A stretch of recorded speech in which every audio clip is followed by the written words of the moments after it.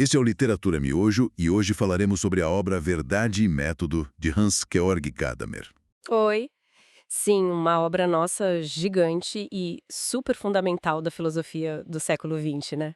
Totalmente. E ela é dividida em três partes. Hoje, nessa nossa análise mais rápida, a gente vai focar nos pontos-chave da parte 2, tá? Ótimo. É nessa parte que o Gadamer, assim, aprofunda a questão da verdade, mas olhando para como a gente compreende nas ciências humanas. História, arte e literatura, esse campo todo. Legal. Então, vamos direto a esses pontos. Gadamer começa meio que cutucando a visão tradicional, né? Aquela ideia de que, para entender um texto antigo, a gente tem que, sei lá, viajar no tempo e sacar exatamente o que o autor pensou. Exato. Ele pega essa ideia que era muito forte vinda lá da hermenêutica romântica, de Schleiermacher, Dilthey. Certo. Uhum. E ele questiona, ele argumenta que essa busca pela intenção original, pura e simplesmente, acaba prendendo a gente no que ele chama de historicismo, sabe? Como se a compreensão fosse só uma técnica para decifrar o passado. É. E para ele não é isso. Não. Para Gadamer, e aquilo tem muita influência do Heidegger, compreender é algo assim muito mais existencial. É parte do nosso próprio modo de ser no mundo.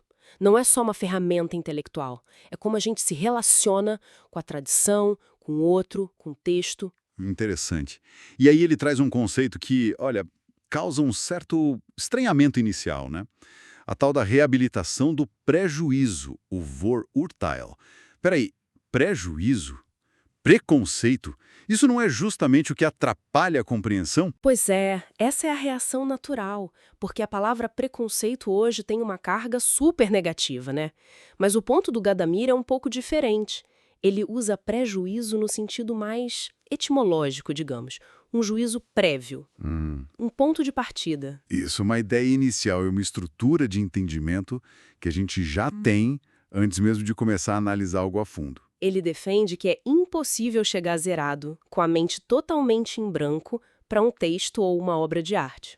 Nossos prejuízos, que vêm da nossa cultura, da nossa história, das nossas experiências, eles são, na verdade, a condição necessária para a gente poder começar a compreender. São os nossos óculos iniciais. Então, a questão não é eliminar esses prejuízos, porque parece impossível mesmo. Exato. Seria impossível e nem desejável para ele. O ponto-chave é ter consciência desses prejuízos. E, mais importante, estar aberto a testá-los, a confrontá-los no diálogo com o texto, com a obra, com a tradição. Entendi. Então, nesse sentido, a tradição e até a autoridade de certos textos ou pensadores não são vistas como algo ruim, que só limita? Não necessariamente. Elas são fontes legítimas desses prejuízos iniciais. Elas nos dão um chão, um ponto de partida. Mas, claro, um ponto de partida que precisa ser examinado criticamente nesse diálogo. Faz sentido. E tem outra ideia dele que parece ir contra o senso comum. A questão do tempo, da distância temporal entre nós e a obra. Ah, sim. O Zeitabstand. Geralmente a gente pensa que quanto mais tempo passa, mais difícil fica entender algo do passado, né?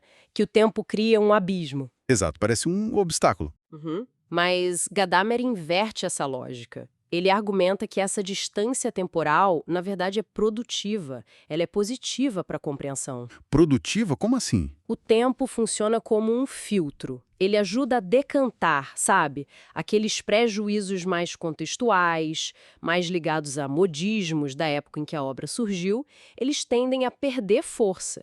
E o que fica, o que atravessa o tempo, é talvez um sentido mais duradouro, mais essencial da obra. O tempo nos dá perspectiva. Interessante. O tempo como um aliado da interpretação, então. E como a nossa situação atual, a nossa perspectiva de hoje, entra nessa história toda? Uhum. Aí entra outro conceito central, a história efeitual, ou Wirkungsgeschichte. É a ideia de que a gente nunca aborda um texto ou evento histórico de forma neutra. Como assim? Exatamente. A própria história dos efeitos daquela obra, como ela foi lida, interpretada, como influenciou outras coisas ao longo do tempo, já faz parte da nossa condição atual. Essa história já nos molda, já influencia as perguntas que a gente faz para o texto, ou que a gente considera relevante. Nós somos, queiramos ou não, parte dessa história de efeitos. Entendi.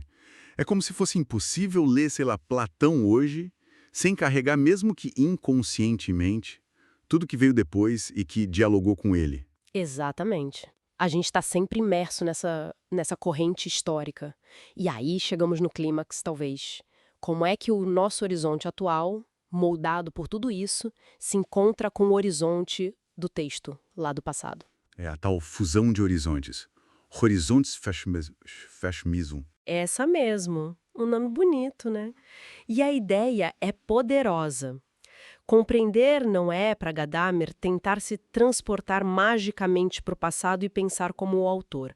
Nem é, simplesmente, impor nossa visão moderna sobre o texto antigo. Uhum. Então o que é? É um encontro, um diálogo. O nosso horizonte de compreensão, aqui e agora, se funde com o horizonte histórico que o texto carrega.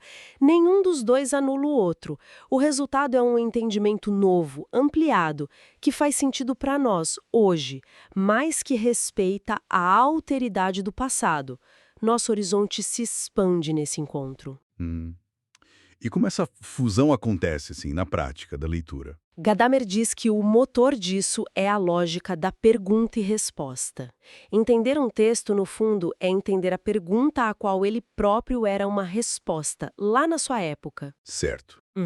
E nós, a partir do nosso horizonte, fazemos as nossas perguntas ao texto. E é nesse processo dialógico, nesse vai e vem, que o texto responde, que ele revela seu sentido de uma forma que seja significativa para a gente, no nosso presente. A interpretação é essa conversa contínua. Nossa, é uma visão bem mais dinâmica, né? Tira a ideia de uma verdade fixa lá no passado que a gente só tem que desenterrar. Totalmente. Coloca a compreensão como um evento contínuo, um processo vivo, onde nós somos participantes ativos. Desafia muito a nossa noção de objetividade na interpretação. Realmente muda a forma de pensar sobre ler um clássico, entender um evento histórico, apreciar uma obra de arte. Com certeza. Nos faz pensar sobre o nosso próprio papel nesse diálogo com o passado. Fica aquela pulga atrás da orelha. Será que a gente consegue mesmo separar o que é da obra daquilo que a gente projeta nela a partir da nossa própria história? Onde termina um horizonte e começa o outro nessa fusão? Esse foi o Literatura Miojo. Rápido, mas com gosto de quero mais. Todos os dias, às 10 horas, uma obra nova. Curtiu? Então procure a obra original e experimente a leitura completa. A literatura te espera sem pressa, mas com prazer.